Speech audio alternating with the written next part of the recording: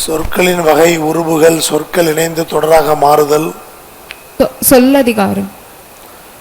நேர்பொருள் தரும் சொற்றொடர் பற்றி பேசாமல் புனைவாக உருவாக்கப்படும் சொற்றொடரின் மொழியையும் அதன் பொருளையும் பேசுறது பொருளதிகாரத்தில்.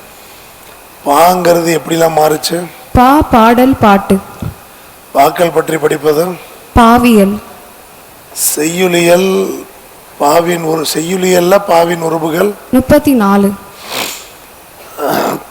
அடிகளின் அளவு, அடி வரையறை, உண்டாக்கப்படும் ஒளி, இதெல்லாம் சொல்றது அக சொல்லோட அக ஒரு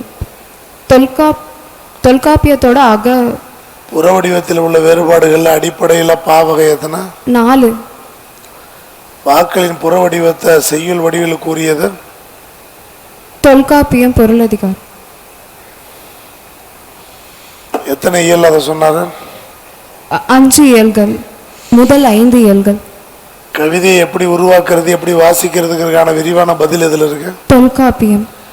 நாடகத்தை எப்படி வாசிக்கலாம், நாடக உருவாக்கம் செய்யறது எப்படின்னு சொல்ற நூல் அரிஸ்டாட்டிலோட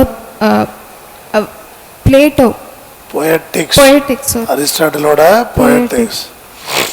ஒரு பாவுல அல்லது கவிதையில 3 கூறுகள் இடம்பெறுவது சிறப்பு. என்னென்ன பொருள்? முதல் பொருள் உரிபொருள், கருப்பொருள். மனதிற்குள் தோன்றும் அகநிலைப்பட்ட உணர்தல், புணர்தல், இருத்தல், இரங்கல், இதெல்லாம் உரிபொருள். காலம், இடம், பாத்திரங்கள் 3 அரிஸ்டாட்டில்.